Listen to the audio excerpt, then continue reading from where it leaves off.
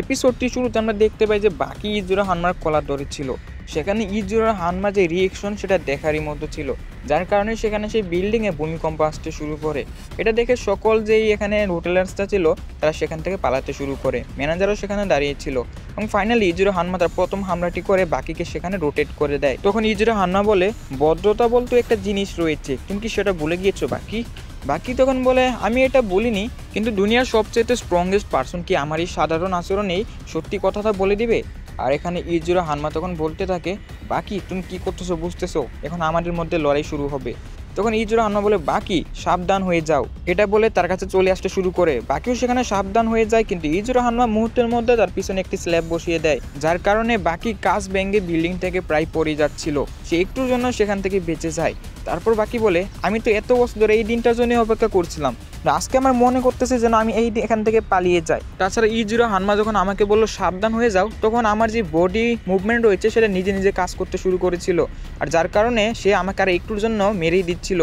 আর এখানে আমরা দেখতে পাই ইজুরা হানমা বাকির হাত ধরে বলে যে এখানে তোমার কোনো দোষ নেই, সকল দোষ হলো তোমার হাতের, যার কিনা এতই সাহস হয়েছে যে কিনা ইজুরা হানমার কলার ধরেছিল। এবং এটা বলে সে বাকির হাতের উপর স্ল্যাপ মারতে শুরু করে, যেটার সাউন্ড সম্পূর্ণ জাপানে ছড়িয়ে যাচ্ছিল। তখন বাকি সেখান থেকে তার হাতটা ছাড়িয়ে নেয়, কিন্তু ইজুরা হানমা আবারও তার পিছনে গিয়ে সেখানে আরেকটি কিক মেরে দেয়। এই হামলার ফলে বাকি ওয়াল ভেঙে জনসম্মুখে চলে যায়। সেখানে ইজুরা হানমা বলতে থাকে, সকলে আমাকে ক্ষমা করে দিন, কারণ আমি আমার যেই বাচ্চা রয়েছে তাকে আমি সাহায্য করছি, কারণ সে অনেক বড় অপরাধ করে ফেলেছে। বাকি তখন ইজুরা হানমার উপরে অ্যাটাক করতে যায়, কিন্তু ইজুরা হানমা তার মুখটিকে ধরে ফেলে। বাকিকে সেখানে খুবই অসহায় মনে হচ্ছিল। তখন ইজুরা হানমা বাকিকে গ্লাসের কাছে নিয়ে ফোর্স করে সেই গ্লাসটি ভেঙে ফেলে, যার কারণে তারা দুজনই নিচে পড়তে থাকে। বাকি যখন বলতেছিল এই মানুষটাকে পাগল হয়ে গিয়েছে, সে নিচে কেন জাম্প করলো, তখন ইজুরা হানমা বলে, বাকি তুমি কি ভয় পাচ্ছ? এবং এটা বলে তারা একটি গাড়ির উপরে পড়ে যায়। সেই গাড়িটি সেখানে ডিস্ট্রয়ও হয়ে যায়। আর একজন লোক আমাদেরকে জানায়, সাধারণত এত উপর থেকে পড়ার পর কারোর বাঁচার চান্স তেমন একটা নাই, কিন্তু তারপরও সে যদি তার পায়ের উপর দিয়ে এখানে দাঁড়িয়ে পড়ে, তাহলে তার বাঁচার চান্স এখানে 70-75% থাকে।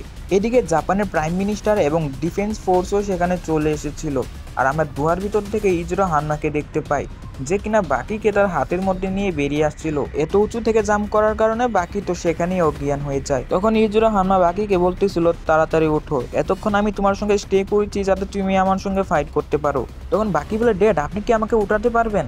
এবং ইজুরা হানমা যখন বাকিকে উঠানোর চেষ্টা করে, তখনই বাকি চালাকি করে তার যে অপোনেন্ট হাত ছিল, মানে অপোজিট হাত ছিল, সেটা ব্যবহার করে ইজুরার মুখে একটি স্ল্যাপ মেরে বসে।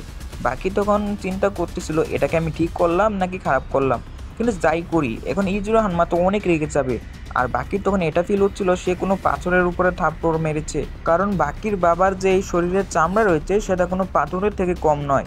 এবং তারপর ইজুরা হানমা বলে, তোমার এত বড় সাহস, তুমি ইজুরের উপরে হামলা করেছো? এবং এটা বলে বাকির উপর একটি হামলা করে দেয়, যার কারণে বাকি সুপার মার্কেটের ভিতরে চলে যায় এবং কিছু ডিফেন্স ফোর্স তাকে আটকানোর চেষ্টা করলে ইজুরের বয়ে সবাই সেখান থেকে পালিয়ে যায়। তারপর ইজুরা হানমাও বাকির কাছে যেতে শুরু করে। তো বাকি তুমি বাচ্চাদের মতো ফাইট কেন করছো? এখান থেকে তাড়াতাড়ি উঠো এবং ভালোভাবে ফাইট করো। এবং এটা বলে সে বাকির গাল ধরে টানতে শুরু করে এবং বলে, তুমি আমার সঙ্গে ফাইট করছো না কেন?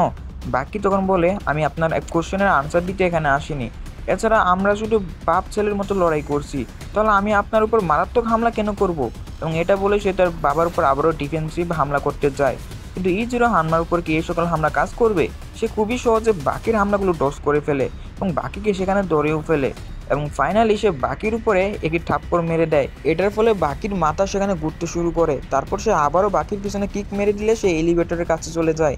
অন্যদিকে আমরা দেখতে পাই জাপানের প্রাইম মিনিস্টার আরও অনেকগুলো মিলিটারি ফোর্সকে সেখানে নিয়ে এসেছে।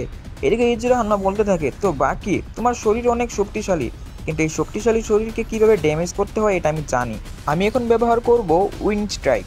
আর এখানে বাকি বলে, তাহলে আমিও দেখি আপনার উইন্ড স্ট্রাইকে কত বেশি পাওয়ার।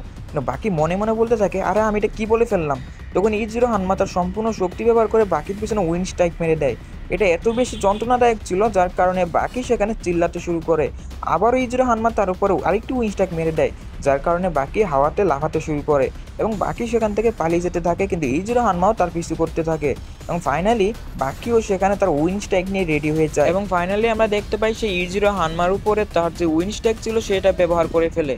এর আগেও মনে হয় আমরা বাকির উইন স্ট্যাক দেখেছিলাম, তাই না? পিকলের উপরে ব্যবহার করেছিল।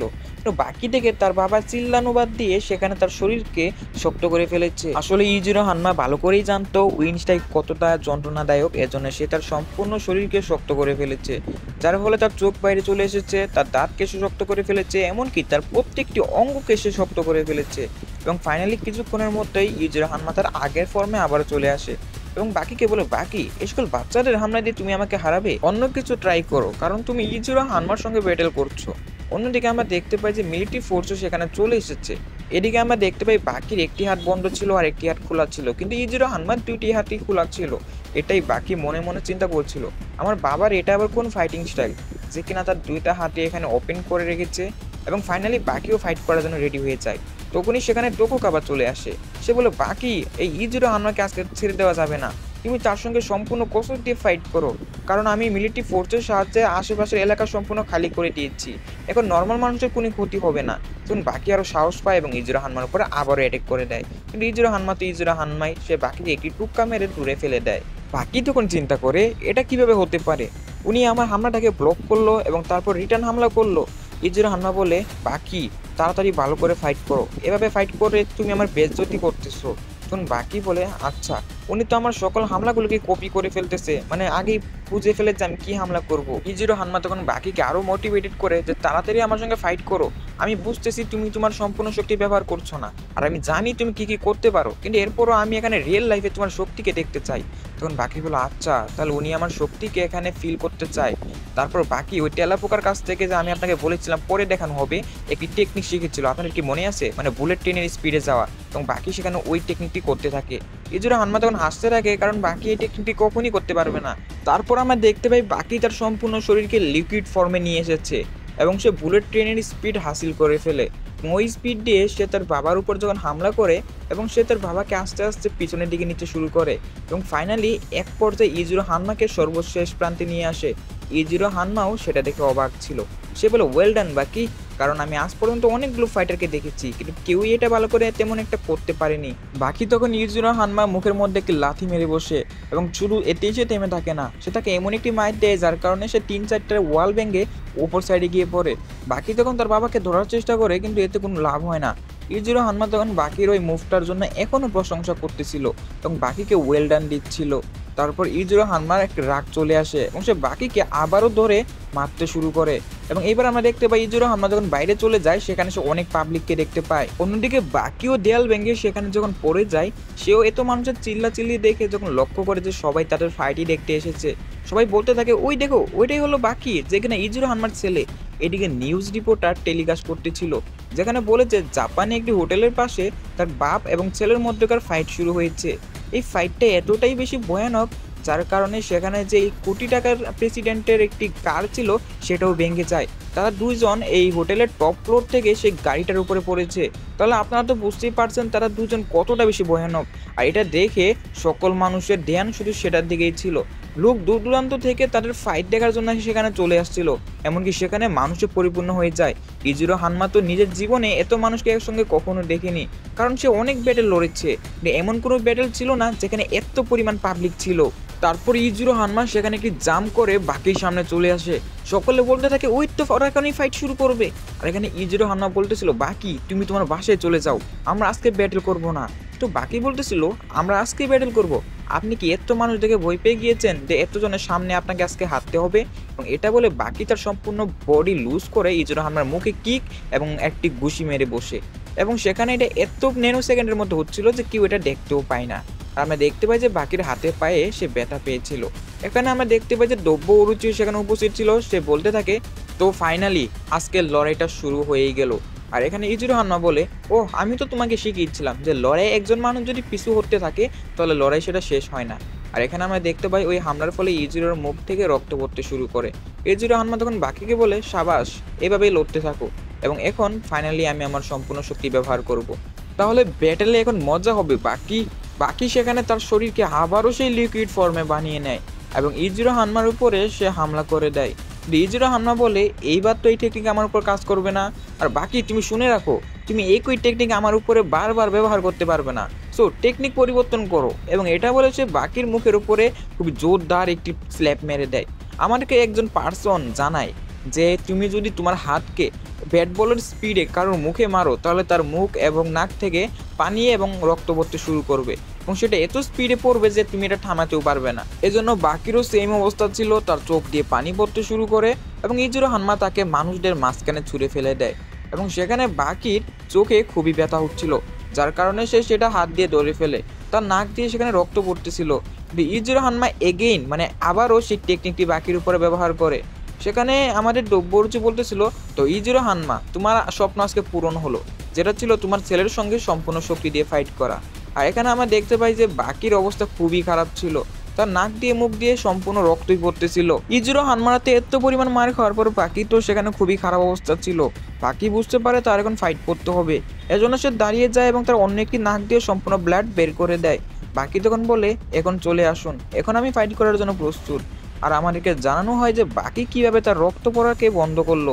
আসলে বক্সিংয়ে যখন একজন ফাইটার বেশি পরিমাণ আহত হয় তাকে মেডিসিন লাগানো হয়, কিন্তু ব্লাড থামানোর একটি প্রাকৃতিক উপাদানও রয়েছে, সেটা হলো লড়াইয়ের প্রতি আকাঙ্ক্ষা। মানে আপনি যখন লড়াইয়ের প্রতি আপনার আকাঙ্ক্ষা জাগবে তখন আপনার যে ব্লাড রয়েছে সেটা এমন একটি হরমোন নিঃসৃত করবে যার কারণে ব্লাড পড়া অটোমেটিক্যালি বন্ধ হয়ে যাবে।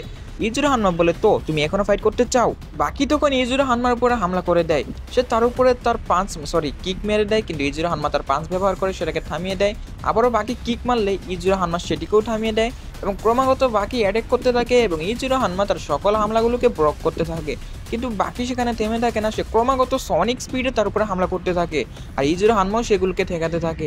ইজিরো হানমার এমনটা করতে অনেক মজা হচ্ছিল, এমনটা মনে হচ্ছিল যে সে যেন কোনো বাচ্চার সঙ্গে খেলা করছে। আর সেখানে বাকি পিছনের দিকে সরে যায়।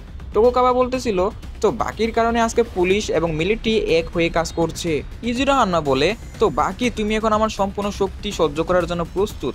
আর এদিকে বাকি বুঝতে পারে আশেপাশে কোথাও পিকেল রয়েছে। বাকি বলে, পিকেল, তোমাকে আমার এখন অনেক কিছু দেখানো বাকি রয়েছে। এবং বাকি তার সম্পূর্ণ বডিকে ফোর্স করে ট্রাইসেরাটপসের ফর্ম নিয়ে নেয়। এটা দেখে ইজিরো হানমা সহ সকলে খুবই অবাক ছিল। সকলে বলতে থাকে, ওটা তো একটি আদিমকালের ক্রিয়েচার, তাই না? আর এখানে আমরা দেখতে পাই বাকি ট্রাইসেরাটপসের সম্পূর্ণ ফর্ম নিয়েছে। ইজিরো হানমা তখন বলে, তো পিকেলের ছায়া আমার ছেলের উপরে পড়েছে, যার কারণে সে এই আদিমকালের জন্তু জানোয়ারের রূপ নিতে শুরু করেছে। আর এখানে আমরা দেখতে পাই যে পিকেল যে কিনা একটি বিল্ডিংয়ের ছাদে বসে তাদের দুজনের ফাইট দেখতেছিল। আর এখানে আমাদের আজকের এপিসোডটি শেষ হয়ে যায়। গাইজ এক্ষুনি কেউ ভিডিও থেকে যাবেন না, এখন আপনাদের সকলের জন্য একটি স্পেশাল অ্যানাউন্সমেন্ট রয়েছে।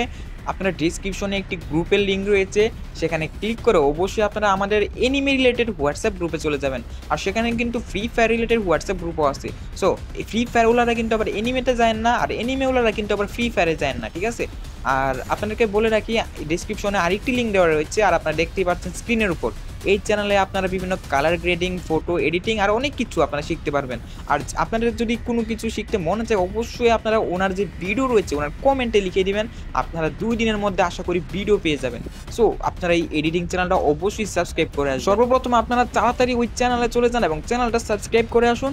এবং পরবর্তীতে কী কাজ করতে হবে, আপনাদের হোয়াটসঅ্যাপ মানে আমাদের এই ভিডিও ডিসক্রিপশনে ক্লিক করে হোয়াটসঅ্যাপ যুক্ত হবে। এই 2টা কাজ যেন আপনারা সকলে করুন, ঠিক আছে? আর আমাদের খুবই শীঘ্রই 8K সাবস্ক্রাইবার কমপ্লিট করে দিবেন। আর সামনের ভিডিও আমরা কালকেই আপলোড করার চেষ্টা করব। সো আজকের মতো আপনাদের সবাইকে গুড বাই।